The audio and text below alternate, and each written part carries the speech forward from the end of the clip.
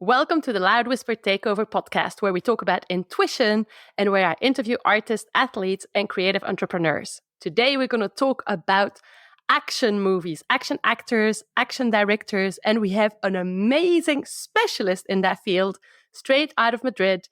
Here we got George Karja. Hi, George. Hi, Cindy. How are you? I'm really good. Thank you. I was super excited to be talking to you today. So, first of all, you have a production company in Madrid. You also have an academy in Madrid. Tell us a little bit more about what you do as an artist, as an action artist, and what you do with your academy and with your film production company. Thank you for having me here, first of all. And there are so many questions. Because, I start with a company, with Katana Films, as a production company, independent production company.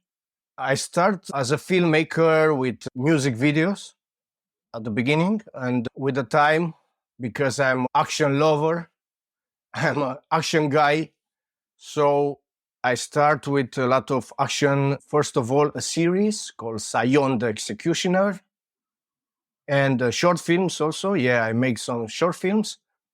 So the transition to have an action team, let's say like that, at the beginning was an action team, LK Stunts, was simply the need to have people trained to make action on camera. That's why LK Stunts come along, and that's why after few years became an academy to train people for action. And I design action, choreography. So we have actors, but also stunt performers. So, first of all, can we maybe talk about the difference between being an action actor and a stunt? Because I feel a lot of people, they mix both.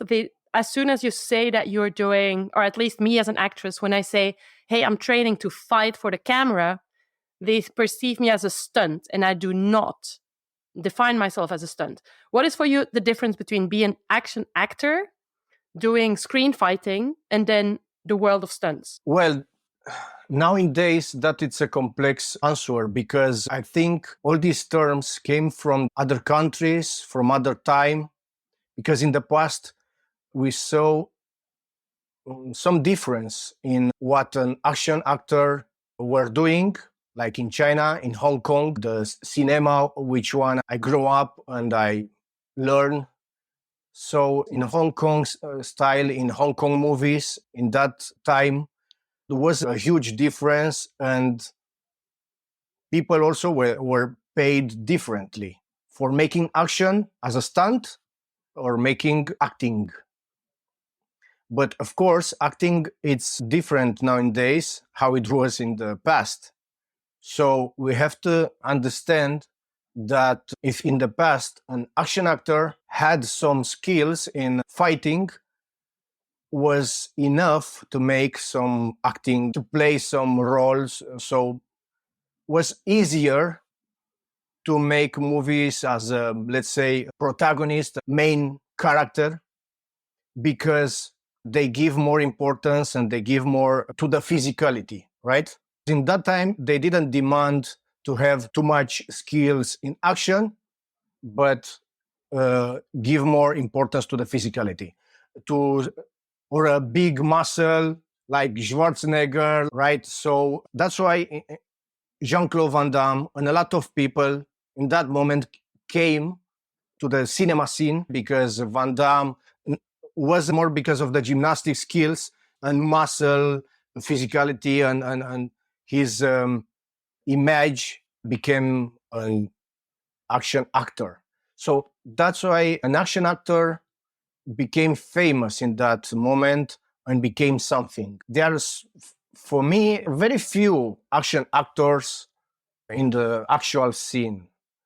We can say an action actor, they are producers, or they have the possibility to produce their own movies. Tom Cruise, Keanu Reeves, and John Wick, he have the power over his product, right? These are very few people that have the power over their product. That's why I feel that nowadays it's most important the acting skills than the physicality skills. And a stunt performer will always be the guy to replace only in the risky scenes, only for the risky scenes, right? That's why nowadays it's also important that an actor knows exactly when his work finished and when the stunt performer work came, and make them be in the same page, right? It's very important to make them feel very synchronate. Sometimes stunt performers try to act like the actor, an actor try to act like the stunt performers, because both try to bring to life a character. So nowadays, it's most important the character than the actor, right? So it's important to understand that this is teamwork.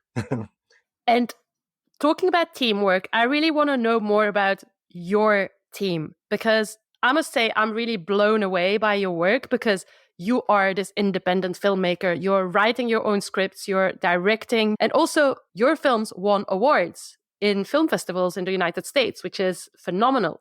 So who do you work with? Do you work with action actors that then for the risky scenes will be replaced by stunts, or do you work with people that are all round and can do everything? Who do you cast for your movies and why? Right. Now, that always depends. In my case, it depends of the product of the movie I make, right? Because every movie or every character is different. In my case, most of the time I'm working like the Jackie Chan team in the past, right? I'm trying to make work independent cinema here in Spain.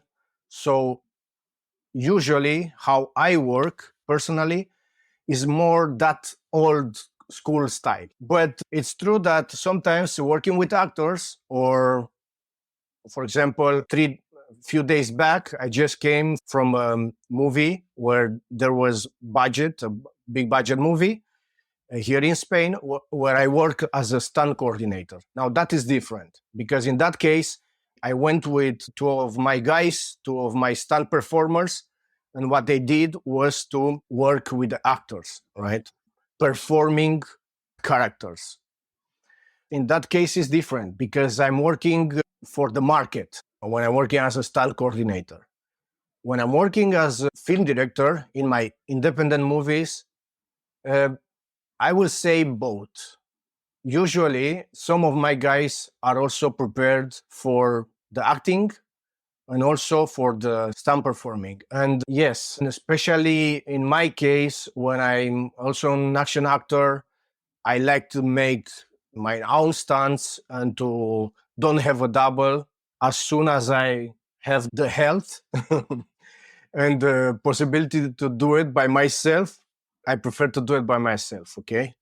Who knows in the future, because a stunt performer, when you have a stunt double, when you have the big budget and the big producer behind you, that is different. Yeah, you can't risk there. You can't risk their day job. You can't risk there the money. Imagine that you have a big injury. Now all the production have to stop. So that is a big problem. You can't afford that.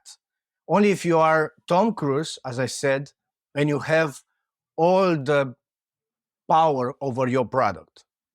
Okay, right now I have this power over my movies, but I'm not working with the budget of Tom Cruise. I'm telling you, no. I would love to talk about that, because obviously I'm trying to make my own action movie one day. That is the direction that I'm taking. I'm still asking myself a lot of questions how to make it.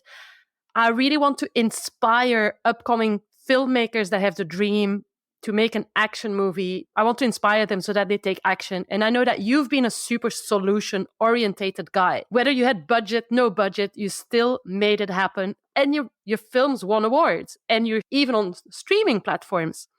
How do you put a team together? Because it's such a different ball game when you make a movie with talking heads, if I can say so, like a drama or and you have talking heads. Here we're talking action movies. The team you need for an action movie, and if on top of it it's a sci-fi or something with special effects, is huge. How did you make it happen? How did you, with or without budget, how did you put a team together? How did you find resources to make your own action movies? Yeah, that is a good question, Cindy. Because, well, first of all, I will not start a movie with big visual effects. If that is my first movie, I will start a movie where doesn't involve too much visual effects, where the story makes sense, where you have alternative solutions all the time. You need to have alternative and solution all the time because problems will come. And it's important to not try to emulate a big budget movie because that is the big issues and the big fail of a lot of first directors, right? Because they try to emulate everything and you have to make it work with less. And when I say make it work with less, as I said before, story telling and not too much visual effects. And it's important to have a small team that you are able to control because the biggest team you have, the difficult will be to control. And sometimes things are getting out of control and you cannot do more than cut your own vision. It's important that you make your vision work in the process because the process is very complicated. A lot of times I see people, they try to make so many crazy stuff that they don't control. And the day of the shooting, they will, if they have, let's say, one sequence, they will cut to the middle and they will take off a lot of frames on a lot of shooting because of that problem they have. So you will hurt yourself at the end. You'll hurt your own vision if you are doing that. So it's better don't have that much shooting in the day, for example. And in my case, when I know the problem now, because I make a lot of mistakes in the way, so I know that you can put special effects or makeup effects the same day you go with the dialogue line or dialogue lines with action. When I have a day only for the action, I will shoot only action and other day only dialogue lines, right? Between actors. Because if you try to mix both, there is a lot of energy that change, and will not work. That is something that I saw so many times and I'm trying to organize like that. It's management. At the end, all this, it's management and have it clear what you will do that day and make it possible. It's better to make a short shooting and to make it happen the way you want than trying to make a difficult shooting. And I'm telling you, the most of the time will not happen and will be a mess. What I'm getting is be efficient. Also, less is more. And don't try to make a Hollywood movie if you don't have the Hollywood budget. See how you can scale it down, but still stay true to your vision. Now, coming back to the team that you need. So you are a guy, you're specialized in martial arts, screen fighting. You're a choreographer. You're an actor. You're a director. You also are a professional editor. When you work on your movies, will you put on all these different hats? Will you do all of these things? Or will you find people to delegate to that joins you in the editing room for the directing? Or do you tend to be present in all those roles? This is a question that I was asked so many times because a lot of people doesn't understand how can I direct, act, produce, stay with the actors, stay in the shoes of, as you said. But for me, it's not something difficult to do that. The difficult one is sometimes the change of the energy. Because, as I said, when you are in a place where you have to talk with actors, and then you have to be aware of something else or try to solve problems. That is where things are going weird, right? And that is where complicate things. But when it came to action and when it came to act in the front of the camera or direct, it's for me it's the same thing. For me, it's the same dance. You know what I mean? Everything for me it's have to flow. Like it have to be fluently. And I am in the back of the camera. Even if I'm in front of the camera, first of all, I have to trust in the guy back in the camera, in my DOP. I have to trust 100%. And I always work with people that I know I can trust. If the guy is telling me, okay, George, we have to repeat this one because whatever, I will listen to him and I will say, yeah, we'll repeat. No problem. Now, if he said, for me, it's okay, I will trust 100% because camera doesn't lie. So many times you have a vision as an actor. I always say to actors this one, or even to the stunt people, because when I'm training them in my class, in my stunt academy, I always film. I'm trying to film the choreography and show them what is working, what is not working on camera. And then I showed the camera and they instantly said, oh my God, this is different as how I was thinking, because the camera changed the vision completely. So you have to trust the guy that see the frame. You have to trust the frame because the frame is different that you can have the vision in the front of the camera. You have to trust the frame. So I have to trust the DOP. I have to trust the people around me. And having that, it's easy to be in front of the camera and dance with everyone. Because when I think in a choreography or when I think in the shooting, whatever scene is, I already, in my mind, is already edited. So I'm editing in my mind as we go. So if the DOP change the plan for whatever reason in the set, imagine he can tell me, I can do it like this because I have here furniture or whatever, or the lens is not enough to take as you want. Okay, don't worry. In the next shot, we'll make it from this other angle, so we cover that one. You can do it like this also. You know, there are people that work by cover everything. You know what that means with that, Cindy? You To mean cover covering all the movements and all the angles? Is that what you mean? Yes, they try to. If you have a choreography, you imagine that the choreographer, the action choreographer, let's imagine, they make the choreography in the gym or wherever. They didn't even came to the set, the fight choreographer. Imagine that. So you have the typical director that just cover all that choreography by 2 or 3 shots. And it's enough because you can see the choreography from the beginning to the end. That is one way to work. But I don't like that way because I like to tell a story with every shot. Okay? So telling a story with every shot is something that you need to know what is telling you that shot in this angle, okay, or in this another angle. Why is that? It has to have a reason why you choose that angle. You cannot make that angle just because you cover the shot. That is not a reason for me. The people that work in the television, usually, they cover everything. Okay, we have it. The guy is coming here, then he's talking with this one, and then he's going out.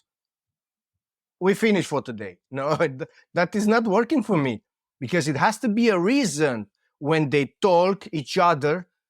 It's so this is very important, that dialogue. It's saying something important. Give me a close up. And then you open the shot to see when they go. It has to be a reason. So in the fight is the same as in the dialogue line. I love what you're saying, that you see all your roles as being a part of one dance, because I come from a dance background and as a choreographer, and I did a lot of work in theater. And for me, it was the same, like being a dancer, a performer, a choreographer, the lights, everything is one dance. So I love that you have that same perspective in film. And you say that the story is important.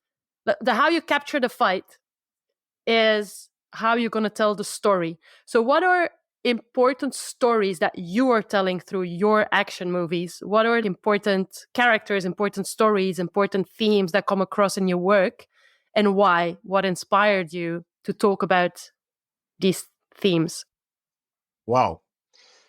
Well, so usually my main characters are people that have power, and they are tired of to see people suffer, and there are some evil people. They are in, let's say, in the position of power, abusing other people in the worst position. So my main characters, they punish the evil. I like to with my movies I can somehow punish the evil. This is one of my usual character nowadays. I saw that it's something that I repeat sometimes, but I'm interested to humanity. I'm interested to what in my way to think about martial, what is a martial artist, what is a good, let's say, the principle of a human being. And I'm trying to tell a story about what I think life has to be. And I'm talking about love. I'm talking about love between characters. I'm talking about human problems at the end. Because I think that all the problems in the world came because of some human evil, and especially for me, the biggest issue in world is greed. Is greed.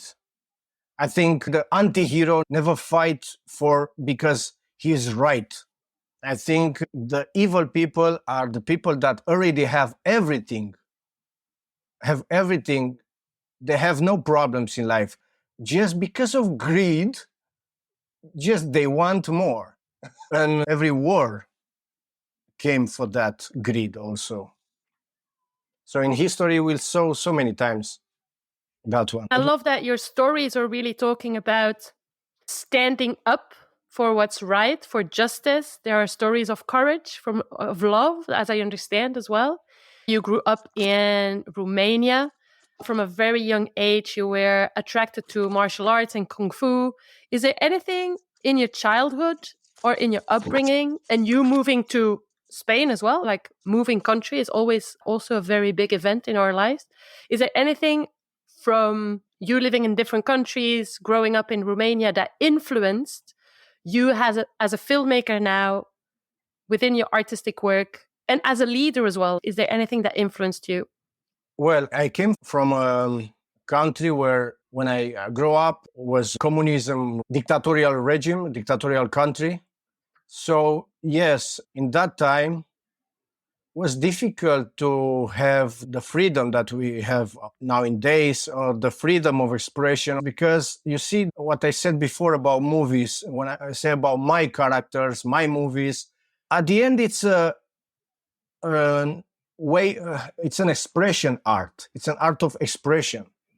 So in that moment I saw Hong Kong movies. That was the usually that came to the Chinese one, usually that we have in Romania that time, and that my open our minds as a children, and l- love to get outside the house and play being heroes and martial artists, and also music. We always go to the USA music and Chinese movies. And also Arnold Schwarzenegger, Van Damme, all these guys in that time, Stallone, with Rocky, and all these people, right? That was in my childhood. That was the typical in my childhood. And yes, I can tell you a story how was in that time, just to make you understand how difficult it was just to have a dream. Because I used to go from the very young age to the gym to train with some friends. And I remember once coming from the gym with one of them, and that guy was the typical guy that read a lot of magazine about actors, and we were just talking, just dreaming around. And he just tell me that he really wants to be a bodybuilder champion like Schwarzenegger and make movies. And when he said that, Cindy, I'm telling you, my mind was like, because I never dreamed about that. Because in that, how to say, in that dictatorial country, you don't had the right to dream. It's like they doesn't give you the right to dream. You are not allowed to dream. And that was, for me, was the beginning of something, I can tell you. The beginning of something that I will never forget. And at what age did you move to Spain? Were you still a child or were you an adult? I came with 15 years. And you, coming from a country where there was dictatorship and where you felt that dreams were not allowed, and obviously growing up in a political context that impacted you as a child, when you came to Spain, was there a shift in how you felt as a creative being? Was there something that happened in how you perceived your dreams, your artistic expression? I came with 15 years old. When that happened, the story I just tell you was like, let's say 9, 10 years old, 10 years old.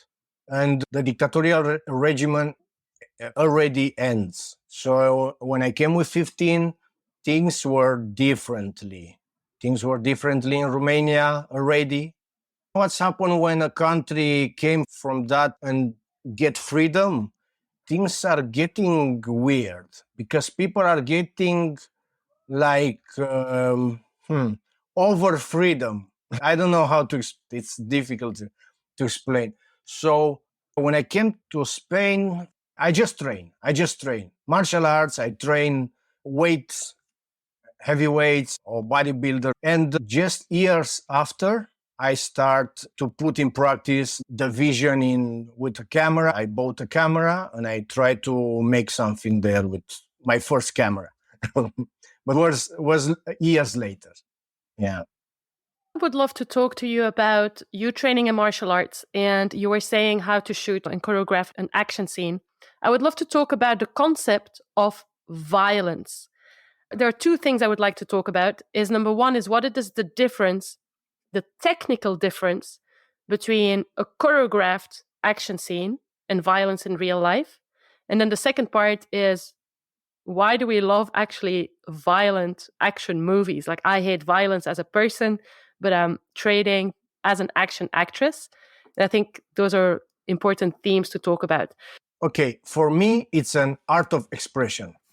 So I see violence in movies as an expression, as an artistic expression. And I don't want to go deeply into the explicit violence. I really don't like explicit violence. I feel that this year, especially this year, it came a lot of, because of the success of movies like John Wick, it came a lot of action movies where action is very violent and very explicit. They try to do something, but sometimes it's not the way to manipulate the sensation of audience. I don't like when any movie or any media try to manipulate your point of view or things. I don't like that at all. So when you have something deeply inside that you have to express, as I said, a screenplay has to have soul. A screenplay has to have a soul. If there is nobody in back of that script, in back of that story, to put that soul and that love, you can see it very quickly. You can see it very quickly in a movie. So the wave that came right now is not my point of view of action. My point of view of action was always the old school cinema, where people were always trying by doing something artistically. In the case of China or Japan, they came from the theater.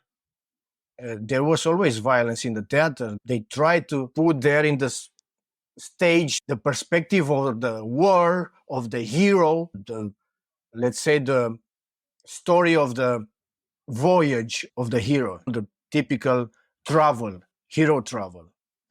And you can see that in the movies, in the old school movies, and you can see that the hero has something to understand about human being. And even if the hero kills somebody, he will get to an understanding about the human being, and he will get to the understanding and to change something in his behavior at the end of the story.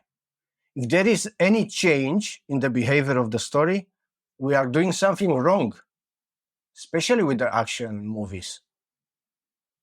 So I'm trying to go again to the classics. With my movies, I'm going again and again to the classics.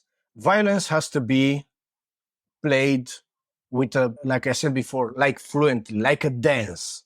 Has to have something on camera that why there are so many explosions, because explosion have that color, that's why. And make it full on screen, that is like attractive for the people. Why we have fast cars or something dynamic on the screen, because we need to have beauty in the dynamics of the movement. When I create choreography, I always look the shape and the movement of the human body. And I try to create something on the screen that has something beauty to see. That's why it is what it is. That's why we put the punch right here, not here, and I'm not doing something like this, and I'm trying to create something beauty that make the painting, the frame perfectly beauty to see. You have always to see that as action creator, action designer. And if you make like I said before, if you want to see a car chase, you cannot just film the car chase, whatever it comes. You have to see that cars, you have to uh, look after something, what you want to see on camera, what you have to see on screen. You have to see the speed, you have to see the dynamic, you have to see the danger where the character are in that moment. You want to see the danger, you want to feel the danger that came with that speed, with that car chase. Not only two cars that are chasing each other. No, that is not the intention here. You want to say something. It's a storytelling. It's a storytelling all the time. So when you put violence on screen, you have to chase the storytelling. The storytelling is everything.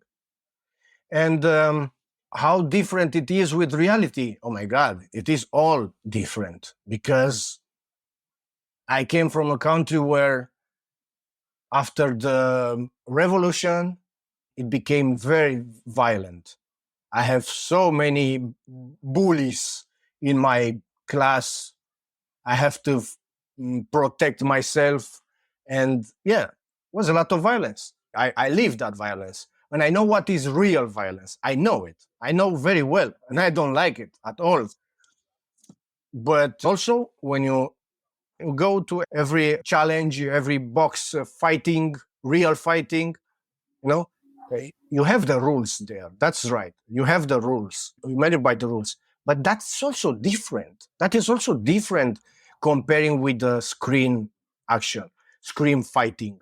The most of the time when people came in my class and they already are martial artists or fighters in real life, competition fighters, I have this difficulty to make them understand and to change the chip in their mind that this is an art expression. You don't want to hurt somebody. You don't want to hurt the actor. You don't want to hurt your mates.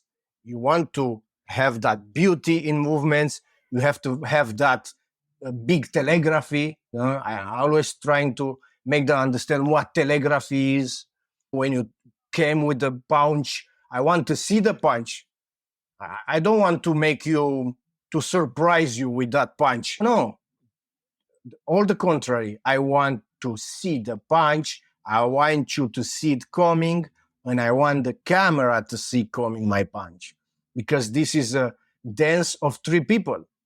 When it's the choreography or two, it's a dance of three. The camera is part of the dance, so it has to be fluent between the three of us, and it has to be beauty, and we have to think always in my mate. This is my frame. Now this is the frame of my mate. I cannot stay right here. I have to move. This is so perfection, is millimetrical perfection. And the camera is also very important to know very well the choreography and to know how to move with the people on screen. It's very important to know all this. It's a lot of work to understand. For people that already understand this, it came easy when it came to work on action. It came easy, and it's even difficult to explain sometimes some things because it came naturally. For me, sometimes I'm making some shooting and it came naturally. My body, it's already making it because it's like a body memory. Filming action, it's a body memory also. And you are doing it and you are shooting and without even realize that I respect all this. I respect the line. I respect the, let's say, the impact has to be in the middle of the frame and all that things that you sometimes in with the fast or with the action, it has to come naturally. People in Hong Kong that work in action every day, I'm sure they came naturally and they film a sequence and it goes perfect. Thank you so much, George, for all your inspiration. As an action actress and as an upcoming action filmmaker of some sort, I feel super inspired by all what you said about story, about character, about emotions, about how you see everything like a big dance. To wrap up this interview, I know you're working on a project that is called Rough Dog. And you also told me that you feel it's really going to impact your future as a creative. Can you tell us more about Rough Dog? Yes, a rough dog. Oh my God. That was a project that came from nowhere. And all the projects that I'm working in, I'm always put my heart, and it's always written in some moment of my life with a lot of heart, with a lot of love. But this one was a screenplay that I just have there, and my friend of mine, my co-producer and good friend of mine, Brian Thompson, just trust on me, and he gave me the opportunity to make this movie possible. And I'm very grateful.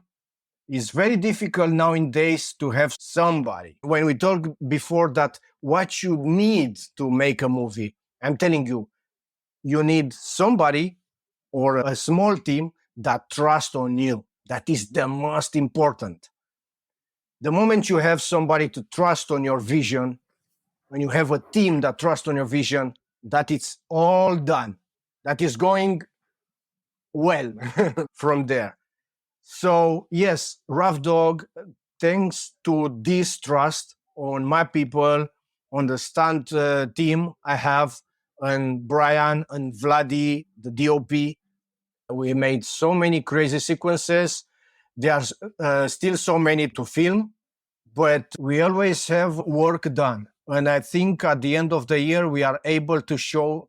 I can't wait to show you. I can't wait to show you a first trailer or something because I'm very proud. I'm very proud because with so little, we make so much. I'm sure people will love it. And I think the action community will appreciate it. The 80s and 90s action lovers will know to appreciate it. And also, it came in the moment where miracles came in because you see, for me, movies, big budget movies like John Wick are a miracle, Cindy. I never believe that the movies that I was watching, the type of movies, right? The kind of movies like The Killer of John Woo, to see it now, produced by Hollywood, big production, Hollywood big production. Oh my God, this is like crazy. I never believe I will see that in my life. So, and in a movie theater, in a big screen, I think I'm coming in the best moment with my type of movies. I can't wait to see a trailer of Rough Dog.